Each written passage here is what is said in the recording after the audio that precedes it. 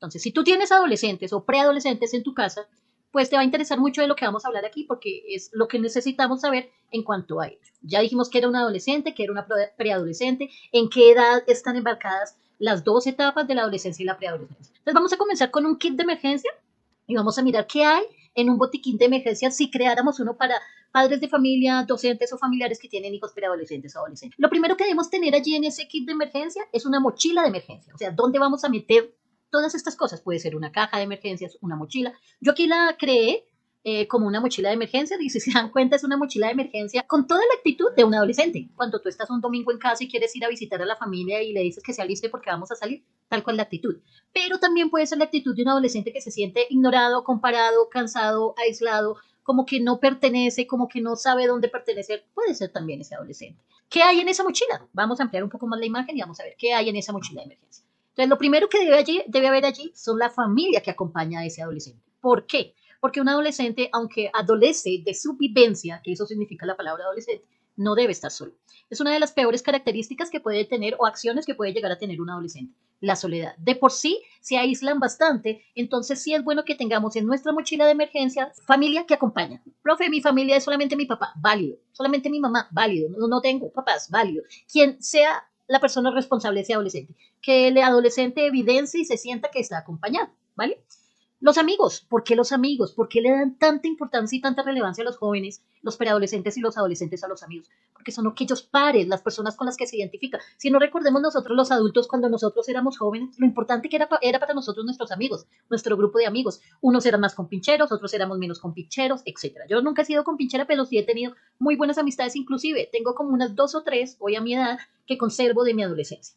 Los amigos son vitales porque les permiten en esa formación de la identidad reconocerse, valorarse. Entonces, además de familias y amigos, también deben haber allí las personas que lo forman, que lo instruyen, que vendrían siendo los profes o los tutores y los compañeros de colegio, que están allí, son esos amigos en la clase, en la institución educativa donde nos encontremos, que van a ser la parte de amistad.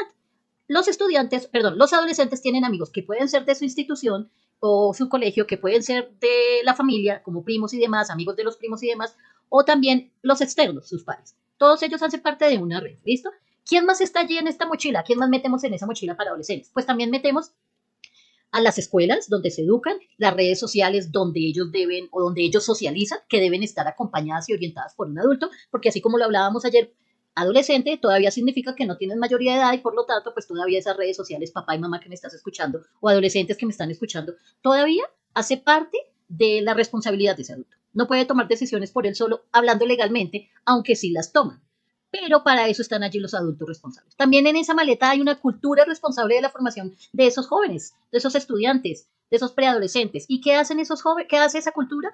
Guiar a ese preadolescente o a ese adolescente por dónde se va a mover. Profe Beri, ¿qué es la cultura? Sencillo. La música que escuchamos, la ropa que usamos, los videojuegos, las películas que vemos, los sitios a donde vamos. Todo eso también llena de mensaje a nuestros adolescentes. Y por último, la valía personal. Es muy importante, no significa que porque esté de última no es importante, porque yo diría que es la más importante. La valía personal es eso que nosotros nos damos como valor en cuanto a personas. Hay veces que escuchamos jóvenes, así como la malética que tenemos ahí, que no se sienten con valor, y no valor de ser fuerte, sino valor de valía. Y la valía tiene que ver con cómo me siento yo perteneciendo a, reconocido por, compartiendo con. Esa valía tiene que ver con aquello que yo veo y significo en mi quehacer. Voy a acomodar la imagen porque se está viendo discontinua. Listo, creo que ahí. Ok, ya. ¿Qué más tenemos ahí en esa mochila? Repito, mochila de emergencia, que es donde vamos a meter las cosas del kit. Entonces, los primeros, los padres de familia, los amigos que deben ser asertivos y propositivos, que le aporten eso que dicen los padres es cierto, y lo que dicen por ahí. Mira con quién te juntas y vas a saber por dónde vas en la vida. Los profes y los compañeros, las escuelas bien informativas, las redes sociales orientadas y acompañadas por los tutores, la cultura nutritiva que nos dé buenos mensajes y la valía personal, el amor que me tengo a mí mismo, la capacidad de saber que yo valgo mucho, ¿vale? Ok, ese es el primero. Luego vámonos con las más básicas, con etapas básicas. Cuando hablamos de etapas básicas, estamos hablando de cosas que podemos estar viviendo como adolescentes. Una vez que tenemos la mochila, tú tienes tu adolescente al lado y ya crearon la mochila con aquellas cosas. Entonces, vamos a mirar que estos adolescentes pasan por unas etapas básicas. Y esas etapas básicas tienen que ver con la manera como ellos se forman pasando de niños a preadolescentes, adolescentes para llegar a la adultez. Se llaman etapas básicas, la exploración. Y en la exploración vamos a tener cosas como qué encuentran en el diario vivir, a su alrededor. Emociones, sentimientos, interacciones con los demás, buenos amigos, buenas compañías, malas compañías, información cultural adecuada, no adecuada, todo lo que encuentran a su alrededor. Pero también va a haber algo que se llama compromiso. Y ese compromiso tiene que ver con lo que hace. ¿Qué tan comprometido está tu adolescente, ese que tú conoces, a hacer lo que corresponde hacer? ¿Qué le corresponde hacer a un adolescente? Encargarse de lo suyo. Estudiar, arreglar su cuarto, tener sus horarios, compartir, etc. Eso le corresponde. ¿Qué tan comprometido está tu adolescente? Ahora, si tú eres un adolescente, ¿qué tan comprometido estás tú con esas cosas que debes hacer? Ay, es que todo adolescente es perezoso. Ay, es que todo adolescente no hace. Ay, es que todo adolescente X, Y o Z siempre estamos diciendo. Entonces la pregunta es, ¿qué tan comprometidos estamos con eso? La tercera sería la difusión. ¿Y qué es la difusión? La difusión es cómo interactúan los adolescentes con sus amigos, con sus profes, con sus padres. Tiene que ver con cómo interactúan los adolescentes. Realmente nosotros como adultos pocas veces nos preocupamos por las interacciones de nuestros adolescentes hasta que pasa algo que no debía pasar y que nos comienza a preocupar. Que me llamaron de la escuela, que mi hijo, que mi hija, que tiene malas notas, que está haciendo aquello indebido, que lo pescaron haciendo esto, que que, y cada vez más. Entonces, si yo me preocupo por mi hijo o por mi hija, lo que voy a hacer es hacerlo antes de que llegue a haber algún problema. Cuando yo comienzo a ver esas señales de que se acuesta cada vez más tarde, no cumple con sus compromisos, ya no podemos dialogar o hablar. Esas situaciones me están diciendo a mí que algo no está bien allí. Entonces, debo mirar esos síntomas. Luego tenemos la moratoria. Profe Vero, ¿qué es eso de moratoria? Es algo muy sencillo. Es cuando el adolescente no ha forjado su identidad, no se ha convertido bien en esa persona y no sabe quién es. No se halla aquí, no se halla allá, no corresponde a un lugar o se siente que allá no está bienvenido o del otro lado no, que en casa no lo quieren, que los amigos no lo quieren. Por eso siempre tienen una tendencia al fatalismo, al no. No, pero es que no me quieren, no. Inclusive hace tiempo una canción ahí bien curiosa del gusanito que no me quiere, no sé qué se dice mal, esa canción define muy bien algo así como la moratoria donde el adolescente no se siente está, pero no está. Eso también es una etapa básica, que es la última que se llama la socialización. Y eso tiene que ver con cómo se ve el adolescente y cómo siente que lo ven los demás. Importantísimo en las etapas de preadolescencia y adolescencia, porque como están formando su identidad, entonces tienen muy en cuenta su presencia física ante los demás, porque con esa presencia física es que van a ser o no aceptados en donde estén. Por ejemplo, de niño uno se sentía o muy negrito, o muy gordito, o muy flaquito, o muy gafufo, o muy esto, muy aquello. Siempre había algo y todo estaba orientado a eso, como lo veían los demás. Porque es que si a mí me ven de cierta forma, me van a tratar así. O si a mí me ven de aquella forma, me van a hacer pertenecer a este grupo. Entonces ahí están los subgrupos y podríamos estar hablando de tiempos atrás, los emo, podríamos estar hablando tiempos atrás de metaleros, podríamos estar hablando de X, Y, Z, una cantidad de grupos que se hacen para corresponder. Eso se hace para corresponder entre un sitio u otro. Entonces comienzan a cambiar sus gustos, comienzan a adaptarse, a cambiar su forma de vestir, su forma de peinarse, probamos aquí, probamos allá hasta que ingresamos en uno donde nos sentimos correspondidos como adolescentes. Cuando llegamos a esto estamos pensando en que cada uno de esos adolescentes tiene alguna situación que lo está haciendo sentir incómodo. ¿Por qué? Porque como están tratando de encajar en alguna parte, ese encajar en algo, pues no siempre es fácil. Y como no es fácil y el adolescente o el preadolescente vive susceptible porque no se encuentra aún, no sabe quién es y se está formando, entonces hay muchas heridas allí, muchas heridas no físicas, aunque algunas veces también las hay, es algo que debería entrar a mirarse, pero hay muchas heridas emocionales. Y esas heridas tienen que ver con cómo se relacionan con los demás. Por ejemplo, los adolescentes tienen heridas emocionales con sus padres y con los profesores, los educadores, porque se sienten que no los escuchan, que los juzgan. Entonces, el adolescente quiere expresarse, pero de alguna manera es minorizado por el adulto y luego el adolescente ya no se atreve a hablar, ya no se atreve a confiar, a contarles cosas que le pasan o porque fue burlado o porque no fue escuchado o porque fue ignorado, porque no tenían tiempo, etcétera. Se juzga. ¿Por qué se juzga? Porque el adulto piensa que el adulto tiene la razón y que el adolescente está equivocado y que se debe hacer como lo hace el adulto, como lo dice el adulto, cosa que no siempre es así. Y eso nos lo han demostrado muchos adolescentes en el camino, a mis estudiantes y mis hijos. Me han callado la boca haciéndome desmitificar o cambiar creencias que uno tenía. Y eso está bien, porque no somos sabedores de todo y nos equivocamos y hacemos cosas que no deberíamos hacer como padres y como profes. Podemos llegar a tener acciones que no son adecuadas y que necesitamos reconocer. Otra cosa que debemos tener en cuenta padres y educadores en el trato con nuestros niños, con nuestros jóvenes y adolescentes, es validar las emociones. Si se dan cuenta, la maletica de la mochila de emergencia, la luz que es la lamparita de las etapas básicas, la nube que está en el icono de las heridas y abajo la figura de diferentes colores que está en señales de alerta, cada uno tiene una emoción diferente. Aburrido, entusiasmado, triste, alegre. Y la de abajo, si no estoy mal, que no la vemos en este momento, esa de abajo eh, es un cuerpo divertido, miren, es un cuerpo, es un monstruo que tiene notas musicales a los lados y que se está divirtiendo. ¿Por qué pasa esto? Porque cada uno de nosotros tiene emociones y nosotros nos relacionamos con las emociones. Entonces, si yo estoy con una emoción, pero entonces mis adolescentes me la van a desmentir o desmitificar si yo le digo a mis adolescentes, no es que me siento triste porque me pasó esto.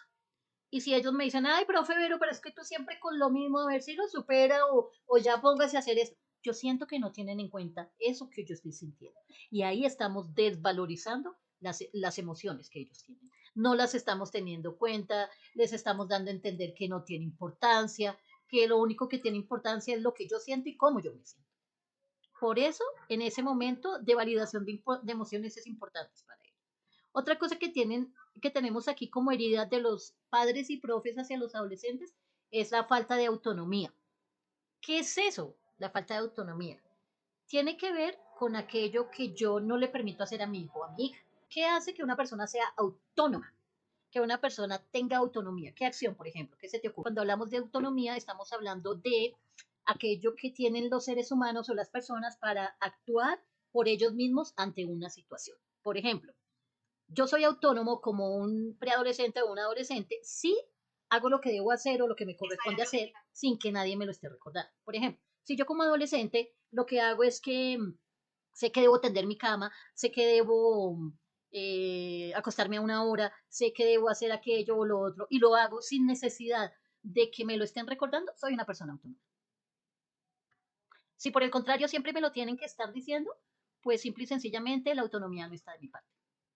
Hay que dejarlos que decidan, así se equivoquen, porque nosotros los padres tenemos la costumbre de que creemos que deben actuar y que deben hacer las cosas como nosotros lo digamos. Y pues lamentablemente no es así. Y no es así porque simple y sencillamente las cosas van cambiando, se van modificando. Así de que no siempre es así, ¿vale? Otra cosa que deberíamos tener en cuenta y que nosotros no hacemos como adultos con los adolescentes es ser ejemplo. Uno cree que uno es ejemplo para ese adolescente, pero si realmente está haciendo o no lo está haciendo, solamente lo saben ellos. No necesariamente el hecho de que nosotros actuemos de una o de otra manera significa que estemos siendo un ejemplo, porque podemos decir mucho de palabra, pero realmente estamos haciendo otra cosa con nuestras acciones. Y cuando las acciones y la palabra no están en unísono, no están como que yo digo eso y hago eso, sino que yo digo una cosa y hago la otra. Por ejemplo, le enseño a mis hijos. El típico ejemplo, sean sinceros, no digan mentiras, pero cuando llega a cobrarme Chepito o Chepita, pues yo lo que hago es que me escondo y le digo, diga que no estoy. Y yo diga que no estoy, lo estoy enseñando a mentir, pero pues no me estoy dando cuenta que estoy haciendo eso. Entonces ahí debo tener en cuenta esa parte también, ser un ejemplo. Ahora, para los jóvenes, ¿qué hay que tener en cuenta en cuanto a las heridas para los jóvenes? Lo primero que debemos tener en cuenta es que debemos actuar sin miedo. Los jóvenes deberían poder actuar sin miedo, pero pues no pasa porque están llenos de miedo porque se están forjando en su identidad. Es explorar sin miedo, descubrir qué es lo que le apasiona, no solamente por encajar con el otro, sino porque realmente le gusta eso que está haciendo. Porque a veces, con tal de pertenecer a un grupo, pues terminamos haciendo cosas que no nos agradan mucho, pero pues que lo hago para compartir con el otro. Y eso en cierta forma está bien en cuanto a socializar. Ahí no hay problema por eso. El problema está cuando yo dejo de hacer lo mío, lo que a mí me gusta, lo que a mí me interesa, y solamente hago lo que hacen los demás y me estoy sintiendo mal con ello. Ahí está la clave, cuando yo me siento mal. Otra opción que debemos tener es cuidar de las redes que compartimos. ¿En qué redes sociales estamos compartiendo? ¿Qué información estamos compartiendo como jóvenes y como adolescentes? ¿Lo estamos haciendo de una manera adecuada, inadecuada, con permiso de nuestros padres, sin permiso? Sabemos que allí estamos haciendo realmente uso adecuado de esas redes sociales o no tenemos idea, tenemos redes sociales escondidas de nuestros padres, etc. ¿Vale? Eso sería otra forma en la cual podemos llegar a reconocer. Otra forma sería el no compararnos para protegernos como adolescentes. ¿Por qué? Porque generalmente lo que nosotros hacemos es estar pendiente de lo que diga el otro, de lo que hizo Pepito, de lo que hizo. Y cuando estamos pendientes de lo que hizo el otro y yo no tengo en cuenta lo que yo soy como persona, pues simple y sencillamente me voy a sentir que no tengo una valía, que me tengo que estar comparando aquí o me tengo que estar comparando con el otro. Esas comparaciones que tienen los jóvenes para poder pertenecer a un grupo, no es que él es más alto, no es que él es más fuerte, no es que él usa más ropa de marca, no es que él más tiene dinero, no es que ella es más delgada, no que ella es rubia, etc. Toda esta clase de comparaciones no les permiten a los adolescentes crecer en la formación de su identidad. Simple y sencillamente lo que hacen es que no permiten forjarse una versión propia de ellos mismos, ¿vale? Cuando yo hago eso y siento que no pertenezco porque me estoy comparando todo el tiempo, ¿qué más puedo hacer? Pues pedir ayuda, hablarlo con alguien. Profe, no tengo nadie de confianza, no sé con quién. Cuando yo estoy allí percibiendo esa necesidad continua de estarme comparando con el otro, es porque la valía que estaba en la mochila, ahí arriba, en la mochila del kit de emergencia, esa valía personal todavía no está ahí donde debería estar, está muy abajo. Todos tenemos eso de la valía personal. Y esa valía personal tiene que ver con cómo me siento yo en correspondencia con los demás, cuánto valgo yo como persona. Y si esa valía personal no está bien fundamentada, pues muy seguramente yo voy a estar comparándome con todo el mundo. Es normal, profe Vero, sí es normal. ¿Cuáles son esas problemáticas que más encuentras tú como papá o mamá? O tú como adolescente, ¿qué te molesta de tus papás? Uy, porque qué cartera eso que hacen mis papás o mis mamás o mis profes. Lo último para las heridas de los jóvenes tendría que ver con la pedida de ayuda, que les voy a dejar en el comentario cuando termine el live y suba el video. Les voy a dejar un link con un PDF donde van a encontrar unas líneas de protección. Tengo mi gato allá al lado y se dobló como una dona así completamente. Donde están las líneas de emergencia en diferentes situaciones. Papá, mamá, adolescente, quien me esté escuchando allí detrás. Profe, todos debemos tener líneas de emergencia para diferentes situaciones. Profe, me lo coloca en pantalla. No puedo, ya la tuve y me tumbó 3 veces el live. Entonces son números, correos y espacios como chats donde hay líneas de emergencia para diferentes situaciones que tienen nuestros preadolescentes y adolescentes. Profe Vero, ¿para qué nos sirve todo eso? Pues bueno, vamos a ver para qué nos sirve. Ahora vamos a hablar de cuándo debo preocuparme por algo. Profe Vero, pero es que eso no es tan grave, no es para tanto, ta, ta, ti, ta, ta, ta. ¿Cuándo me debo preocupar por algo? Señales de alerta. Ojo, si tú eres un papá o una mamá y tienes un adolescente que presenta alguno de los siguientes comportamientos, es hora de que comiences a buscar ayuda, ¿vale? Y lo tengo separado, si te das cuenta, la chica que está allí va de rojo a azul como si fuera un semáforo o un termómetro. Entonces vamos a mirar esas señales de alerta rojas, las muy fuertes, o sea, muy fuertes en lo normal, ¿ok? Las amarillas, las centrales y las verdes, vamos a hablar de las propositivas o de las adecuadas. Comencemos con las verdes.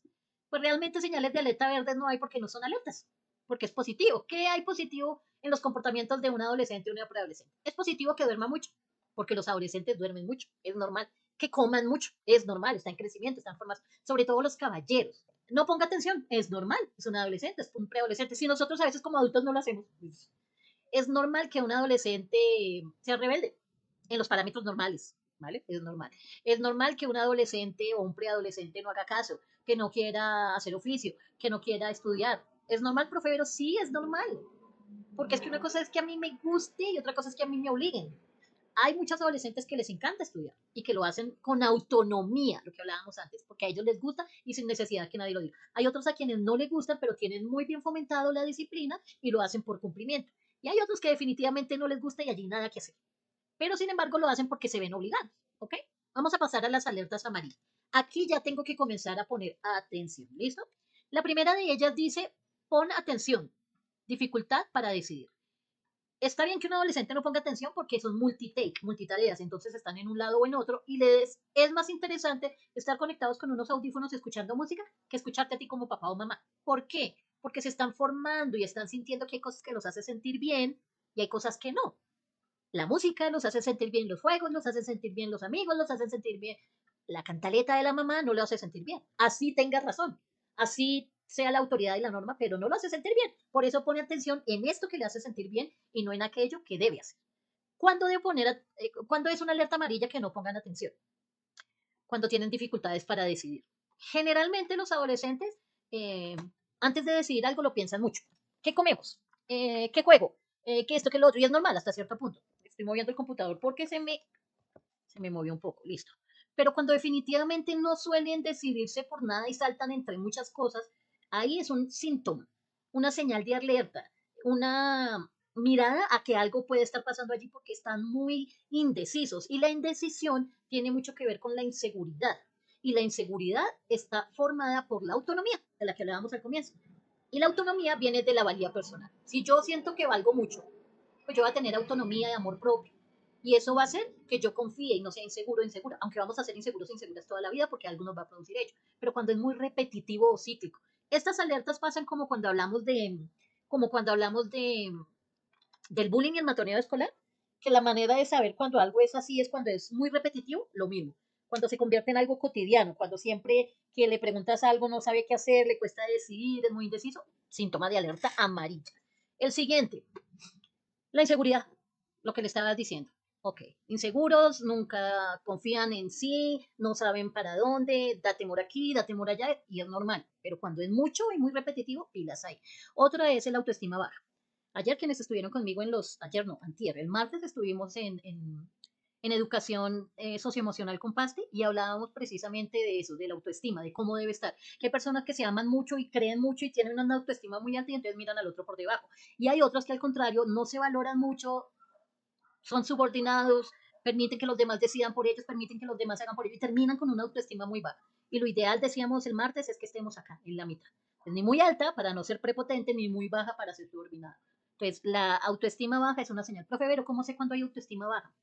Cuando la persona comienza a cambiar comportamientos de quererse a sí mismo, cuando no se cuida, cuando no se baña, cuando no se alimenta bien, cuando no duerme lo suficiente, cuando no quiere salir, no quiere arreglarse para salir, cuando no confía en sí, cuando siempre está dudando, pero es que nadie me quiere, cuando siempre se siente desmotivado, todas esas son indicativos de una autoestima baja. Cuando hay un sentimiento constante de no encajar, ellos están tratando de encajar en un grupo aquí o allá, pero cuando el sentimiento es constante y no logran encajar en nada, esa es una señal de alerta amarilla. Ojo ahí. Cuando tú ves que intentan en este grupo nada, en este nada, algo pasa ahí. Entonces tendríamos que comenzar a mirar. Otra sería, en las acciones preventivas tenemos que observar las emociones. ¿Cómo se comunican con emociones? ¿Qué tantas emociones? Ellos son un zigzag de emociones, ¿no? Pero ¿qué tantas emociones? Y está bien que sea así. Arriba, abajo, arriba, abajo, arriba, abajo. Como cuando encontramos un pulso de un corazón. Así deben ser las emociones, cambiantes. Pero cuando se mantienen mucho en unas muy altas o en unas muy bajas, allí podríamos estar mirando. Y no porque tenga hoy que esté triste, entonces ya el profe dijo que era una señal de alerta. No, me refiero a cuando son acciones repetitivas, constantes, que se están volviendo costumbre, que hace que cambie su rutina normal, ¿vale? Otra acción preventiva que podemos observar allí es cuando yo me siento de esa forma, que no encajo, que no me valoro lo suficiente, que tengo dificultades para decidir, que siento que me juzgan todo el tiempo. Ahí tenemos que mirar la capacidad que tiene el adolescente para pedir ayuda. Hay quienes lo pueden hacer, hay quienes no lo pueden hacer. ¿Qué tanto tu adolescente puede llegar a pedir ayuda? ¿Lo has visto pedir ayuda? ¿Lo has escuchado solicitar ayuda? Y debería ser una acción que podemos llegar a hacerlos todos. Lo que pasa es que cuando uno pide ayuda y se siente o ignorado o no escuchado o de pronto tú estabas ocupado y no lo escuchaste, no te diste cuenta, para ellos eso es vital, porque entonces ya es muy difícil que lo vuelvan a hacer y se vuelve uno un poco temeroso de hacerlo, ¿vale? Vamos con las señales de alerta rojas. ¿Cuánto debo buscar ayuda, profe Vero? Cuando los cambios de humor son extremos. Hablábamos de las emociones en zigzag, pero cuando son extremos, que pasamos de lo muy down a bajo, depresivo, a bajo de emoción, que no quiere, que no se halla y demás, y en cuestión de horas cambia al extremo y vuelve y baja y vuelve y sube y pasa la ira y luego llega a otro estado de ánimo totalmente diferente en cuestiones muy rápidas, allí tendríamos que estar mirando que algo pasa. Cuando yo tengo esos cambios de humor extremos, algo está pasando, porque no logro autorregular cómo me siento y paso de uno al otro sin el neutral. Hay una imagen en internet, búsquenla si quieren, que se llama la rueda de las emociones. Y la rueda de las emociones es una rueda con varios niveles que van cerrándose y están los valores en el centro, es donde están las cuatro emociones básicas. Y luego hay otro círculo y allí te dice por qué o cómo se llegan a esas cuatro emociones básicas. Y qué otras emociones podemos forjar. Y luego otras, y luego otras, y luego otras, y luego otras, y luego otras, hasta que llega la más crítica. Por ejemplo, para tener alegría, se comienza con motivación, luego con un buen estado de ánimo, luego hasta que se llega a la alegría. Pero lo mismo con las negativas. Entonces, por eso se las sugiero porque las pueden trabajar para reconocer aquello que está pasando. ¿Cuándo busco ayuda? Cuando hay aislamiento social, cuando mi adolescente no quiere contacto físico, interactuar con otro, no quiere compartir. Profe, es que él no le gusta ir los domingos conmigo a misa, respetable, pero que se encierre en su cuarto, que no quiera salir, que no quiera ir a la escuela, que no quiera tener amigos, que no quiera ni siquiera hablar con padres, preocupante. preocupante y esa es una señal de alerta roja. Ojo allí. Cuando hay pérdida de interés en lo que antes disfrutaba. ¿Cuándo sé yo que hay un problema? Cuando hay cambios en las rutinas de las personas, llámese adolescente o llámese adulto. Cuando cambia la rutina, y no me refiero a que un día cambió una cosa, no, porque pues uno puede cambiar hoy si quiero o mañana no quiero, pero cuando la rutina constante, recuerden esa palabra, constante, cambia de un momento para otro y no cambia una cosa, sino que comienza a cambiar casi todo y comenzamos a modificar, ahí tendríamos que tener cuidado. ¿Qué podemos hacer como una acción urgente? Lo primero es utilizar las líneas de emergencia que hay. Papá, mamá, adolescente, tú que me estás escuchando allí, profe, hay muchas líneas de ayuda. Hay muchas líneas de ayuda que nos van a permitir el poder solicitar esa orientación, porque es que no sabemos cómo actuar y a veces esperamos hasta que es muy tarde y ya hay unas acciones que uno dice, les voy a mencionar más o menos qué líneas de atención hay. Están las líneas de crisis emocional, ansiedad, depresión y prevención. Están las líneas de todo lo que tiene que ver con adicciones. Están las líneas de acción anti-bullying, anti-abuso, anti-problemas familiares y con la prevención del embarazo. Están líneas de ayuda para el acoso escolar, el ciberacoso, adicciones a las tecnologías y a los juegos. Hay líneas de ayuda para padres con problemas comportamentales, para adolescentes con problemas comportamentales. Hay líneas de ayuda para salud sexual, salud reproductiva, prevención del embarazo. Hay líneas de ayuda para atención ante situaciones críticas, esas situaciones críticas que tienen que ver cuando la persona ya no quiere estar con nosotros, cuando no hay ganas de estar allí y demás, que son cosas que tú sabes que son, pero que aquí no podemos nombrar. Entonces, ojo con esas situaciones de alerta roja.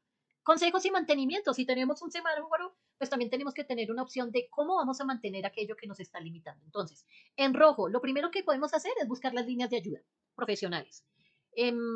Conseguir un refugio emocional, una persona en la cual puedas confiar, tú como padre, madre, mujer, hombre, familiar, adolescente, profesor, quien me esté escuchando, si en algún momento pasas por una situación que no sabes qué hacer, que ya definitivamente lo primero que debes hacer es buscar las líneas de ayuda. Lo segundo que debes hacer es buscar una persona en la cual puedas confiar para apoyarte, porque solos es muy difícil.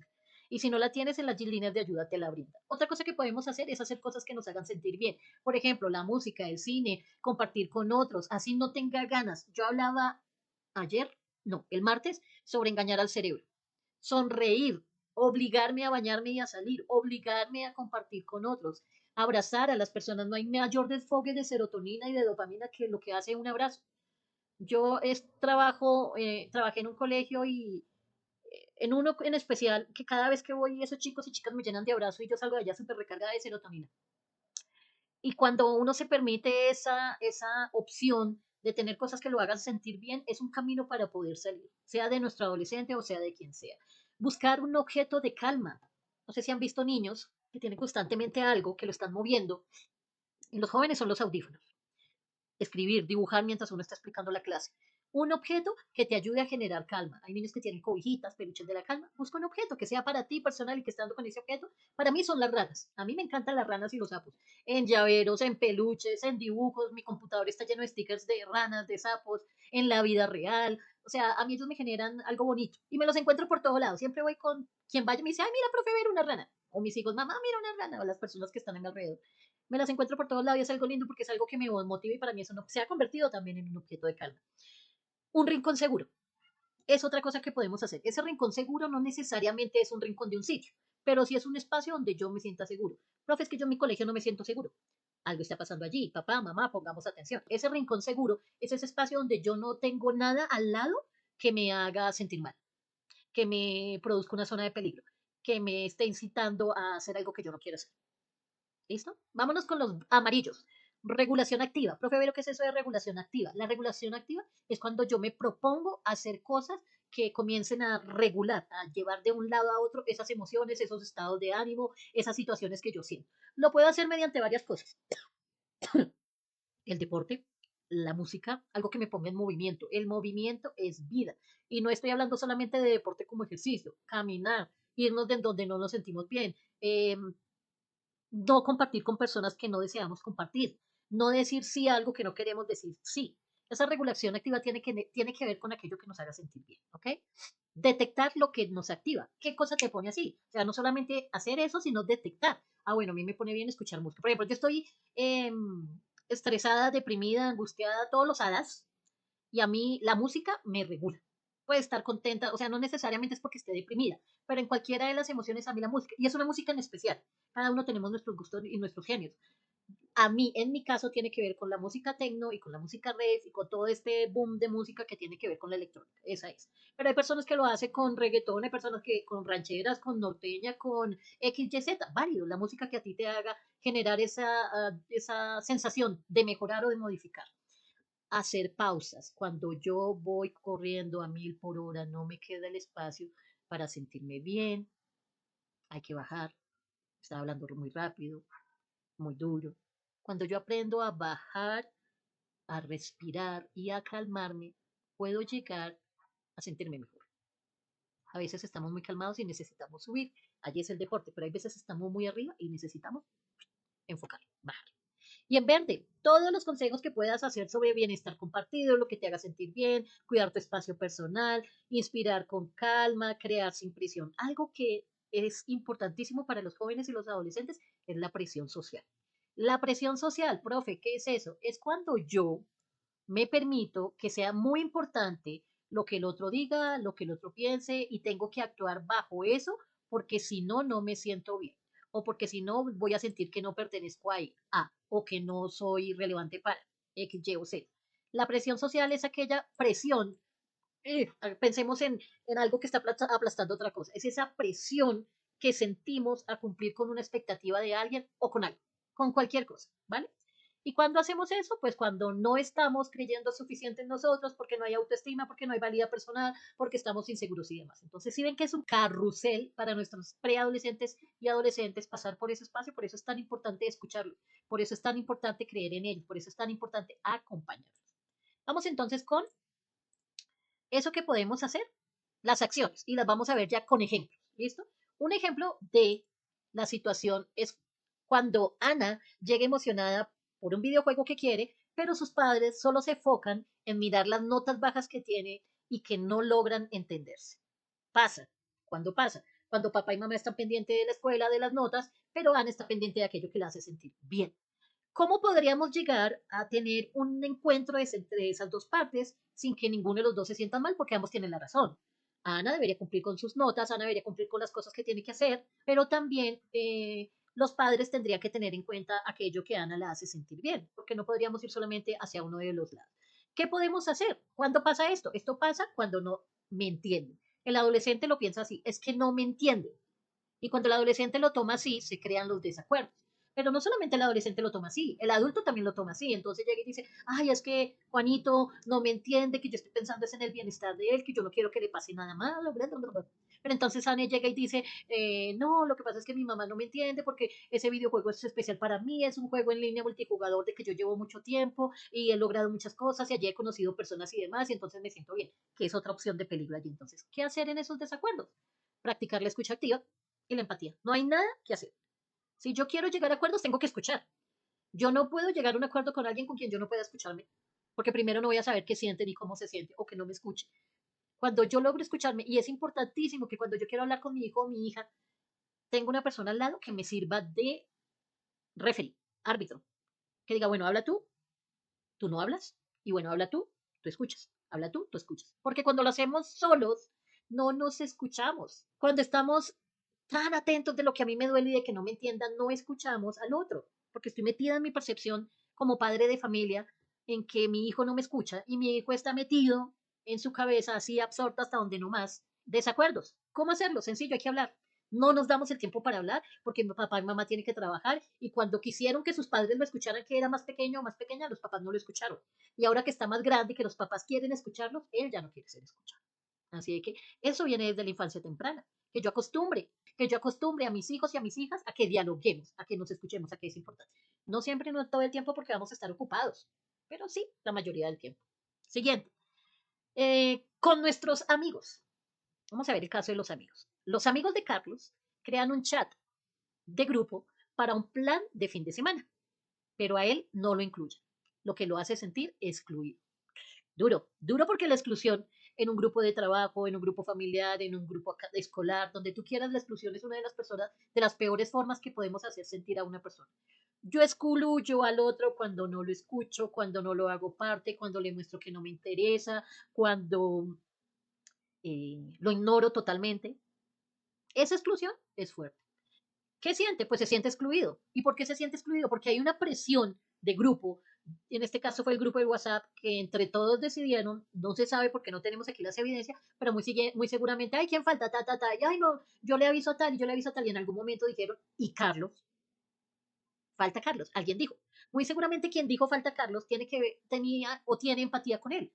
Pero el resto del grupo, muy seguramente, ay, no, es que Carlos siempre es el problemático, no, es que Carlos, no, no, además la mamá de Carlos y el papá de Carlos, no, y que Carlos nos mete en problemas, no, y que Carlos es el sapo del colegio, no, y que Carlos y terminaron por no metiéndolo al grupo. Y la persona que preguntó por Carlos, que seguramente tenía afinidad con Carlos, se quedó callado por presión de grupo, porque si él decía algo, también podía llegar a sentir que lo sacaban del grupo y no pertenecerá.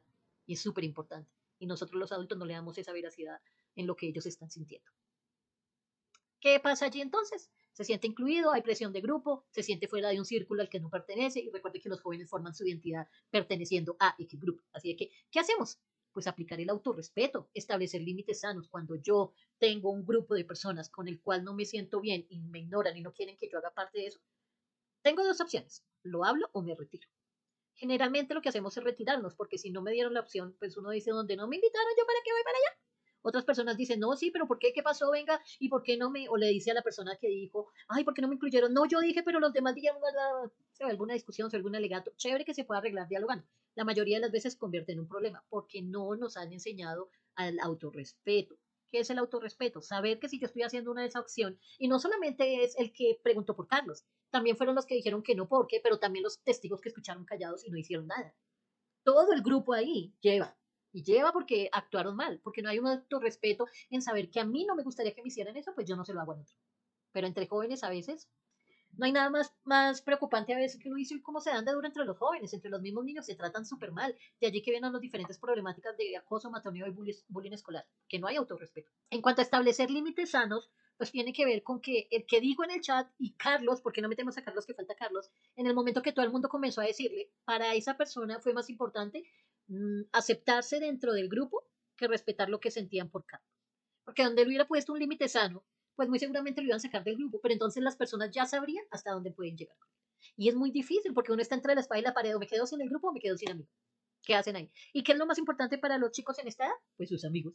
No eres tu papá, no eres tu mamá, no es el profe, no es el hermano, no es la hermana. Lo son por lazo de consanguinidad y en problemas y en situaciones. Pero especiales, los amigos. Vamos con la escuela. María estudia mucho, pero se abruma con la exigencia de sus padres por las notas. El estrés me supera. Hay presión por las notas o dificultad para entender. Puede ser alguna de las dos situaciones por las que una persona esté pasando por ese proceso. Cuando nosotros los padres somos demasiado exigentes con las notas, el nivel de presión que tienen los estudiantes, tus hijos, tus hijas o tus estudiantes, es tan fuerte que puede llegar a generarle problemas emocionales. De pronto no ahorita, de pronto no te lo hacen saber. Porque saben que si te lo hacen saber, pues tú te vas a sentir mal. Entonces, como soy la niña o el niño que quiero quedar bien con papá y con mamá, entonces me como callado todas esas exigencias que tú me estás haciendo. ¿Y cuándo van a salir a flote? En mi adultez, cuando yo tenga problemas para relacionarme con los demás. Pero nosotros no lo vemos y nosotros como padres y como profes hacemos unas exigencias que no estamos viendo los resultados que van a tener allí. Entonces, ¿qué hacer ante esa presión? Pues uno puede llegar a ser el acercarte a tus profesores y a tus padres de familia y decirles que efectivamente te sientes mal con eso que están haciendo. Pero la mayoría, llegó mi gato, a ver, venga, a ver. Pero la mayoría, miren esa belleza. Este es uno de los de la casa. Ay, mi amor, me vas a apagar el computador. Miren este muñeco. Diga, hola. Él se llama Gizmo. Gizmo es uno de los bebés de la casa. Es un gato gris azul. Así me dijeron en los veterinarios. Y el otro es uno blanco con negrito. Vamos, gordo. Vamos para allá. Ok.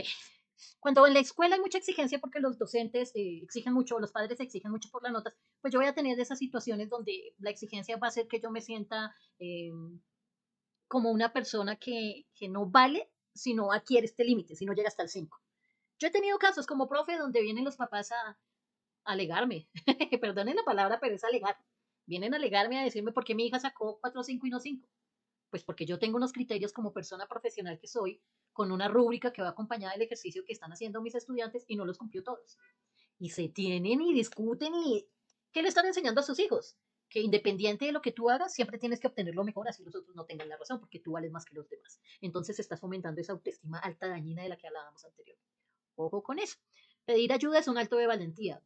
Cuando tengamos esas situaciones, sería muy chévere que pudiéramos hablar con nuestros padres o nuestros docentes, pero la mayoría de las veces no se da porque no podemos hacerlo. Podemos pedir ayuda a un tercero para que nos ayude a hablarlo. O podemos también dar por sentado que independiente, que esto es algo que deberían aprender todos los estudiantes, todos los padres de familia, es más, todas las personas.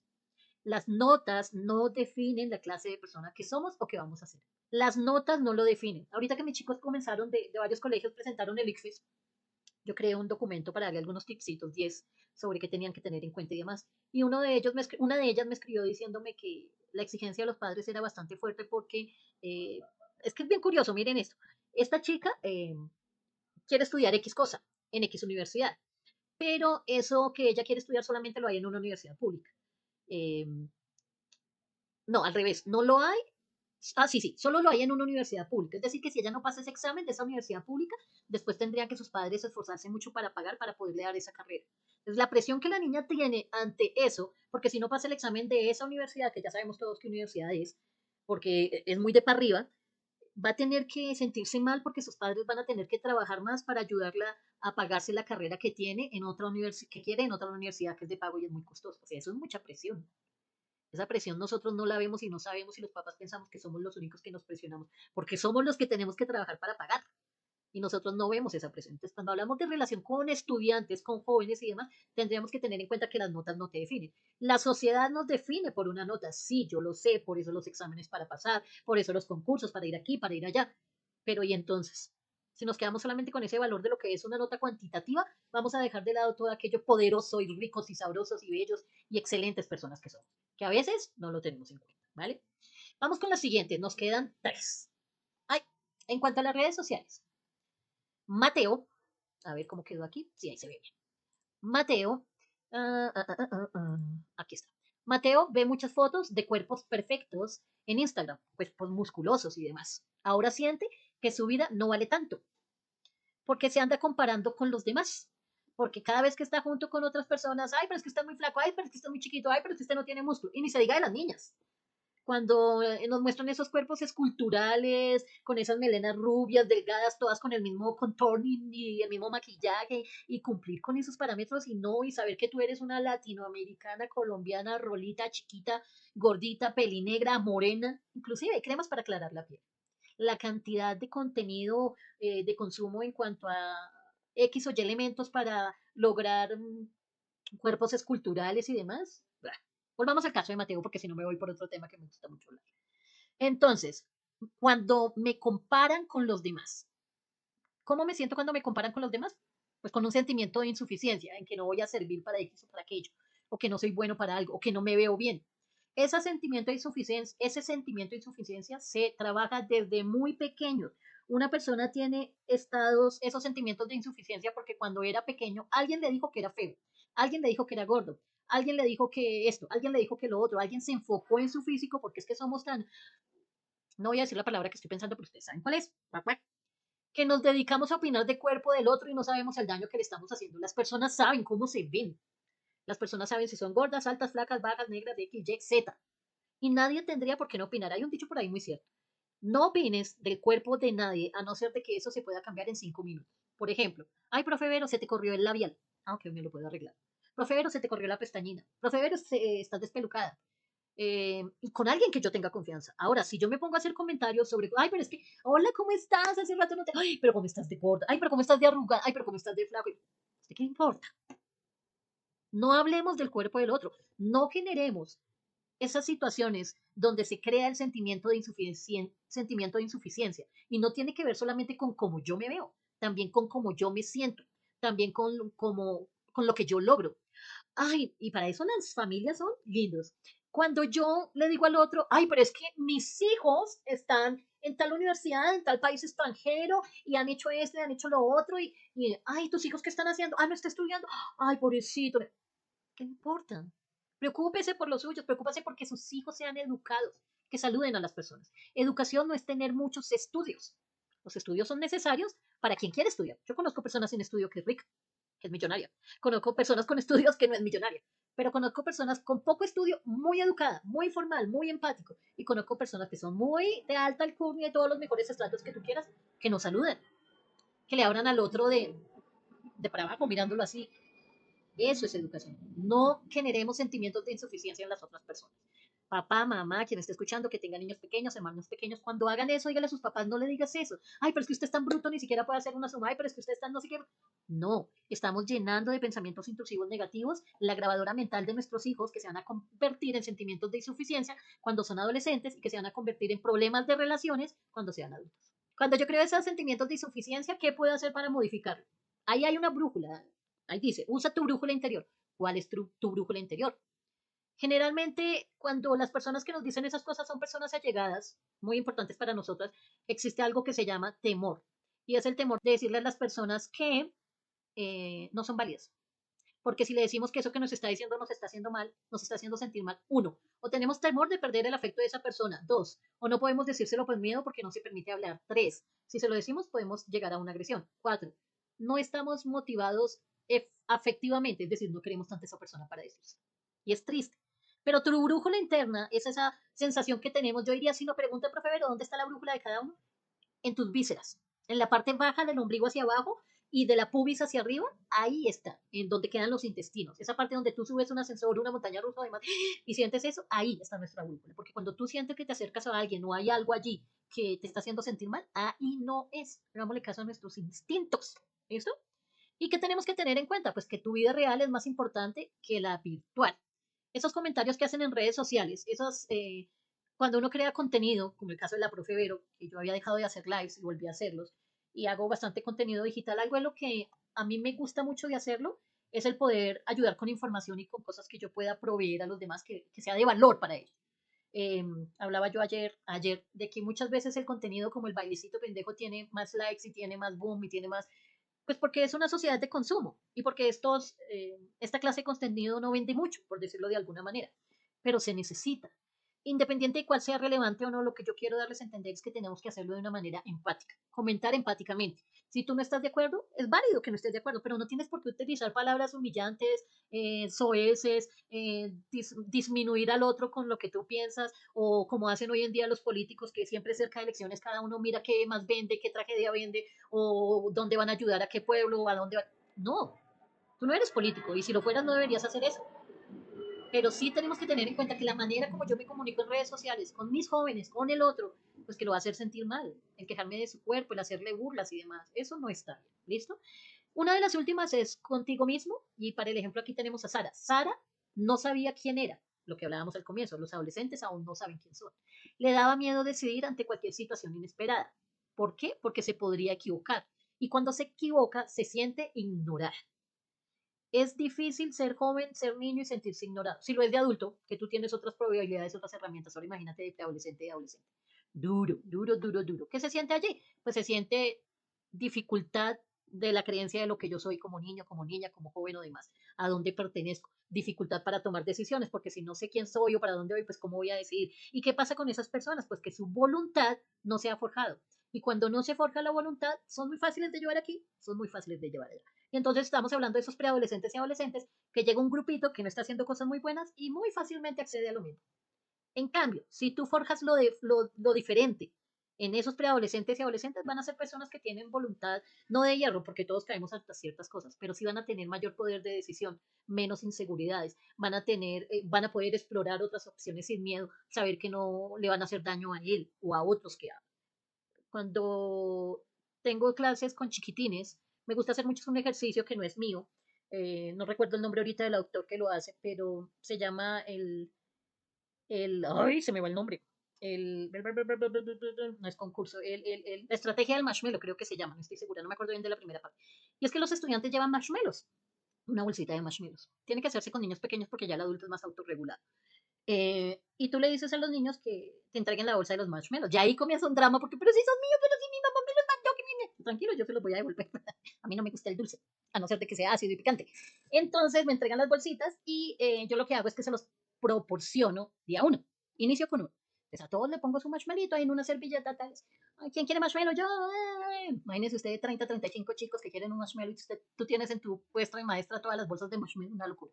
Entonces, bueno, vamos a calmarnos, cada quien en su puesto, una servilleta, les voy poniendo de abajo. Profe, me lo puedo comer, pero no se lo van a comer. Profe, me lo puedo comer, no, profe, lo puedo oler, profe, lo puedo tocar, profe, lo puedo pillar. No, no, no. No, no pueden hacer nada con el marshmallow, tienen que dejarlo ahí quietico por 1 minuto. Ay, profe, pero es que es mío y mi mamá me lo dio para que yo me lo coma. 1 minuto. Si tú lo dejas ahí quietico 1 minuto, pues yo simple y sencillamente te doy otro marshmallow. O sea, para ellos es difícil entender en un inicio que yo estoy manejando los marshmallows porque son de ellos. Y ellos son bien egocentristas, entonces ahí entramos en... Y cuando hay los que al momento, profe, y si no quiero esperar, ¿me lo puedo comer? Sí te lo puedes comer, pero no te voy a dar más. Profe, pero la bolsa de marshmallows es mía. Se la voy a su mamá cuando llegue la salida. Ay, bueno, no importa, yo me lo como ya. No, de una. No demoran ni segundos. Otros comienzan a olerlo, a mirarlo, a darle pellizquitos. No lo toquen, no lo prueben. Pueden olerlo, pero no lo pueden tocar ni probar. Comienzan a bailarle los piecitos, a mirar para un lado, para el otro, cierran los ojos, hacen X, Y, Z con tal de no comerse. Varios lo logran. Les pongo el segundo marshmallow. Los que no, pilas acá, porque los que no lo lograron, y yo paso en la ronda poniendo los otros marshmallows, y mi marshmallow, profe, tú no tienes más, tú te lo comiste. Y comienza la lloradera. Les coloco el segundo marshmallow. Listo, profe, ya no los podemos comer. Pere la instrucción. Si se lo quiere comer, se lo puede comer, pero no le doy más. Profe, ¿cuánto más me das? El doble. ¿Tengo dos? Sí, 4. Entonces los peladitos, algunos esperan, otros dicen, no, yo tengo con este, se comen los dos, otros esperan y así vamos aumentando. ¿Qué aprenden allí? Fuerza de voluntad. Cuando alguien puede, la voluntad es eso, esperar, aprender a esperar ante una situación difícil, ante algo que nos gusta mucho, ante esas situaciones que nos pone la vida complicada, aprender a esperar. Y es un símbolo o una señal de alerta como una estrategia, el poder, cuando tú estás en una dificultad muy grande, como en una situación de caos, y tú tienes la capacidad de poderte controlar, eso te ayuda a pensar, porque en el caos no pensamos. Entonces, ahí está ese ejercicio. Eso me sirve para poder saber tomar decisiones a futuro. Y muchos de los niños que yo vi en esos grupitos, que hoy en día ya son adultos, que uno dice, ah, y ese se comió en el marshmallow, veremos a ver si de grande se puede llegar a manejar la voluntad.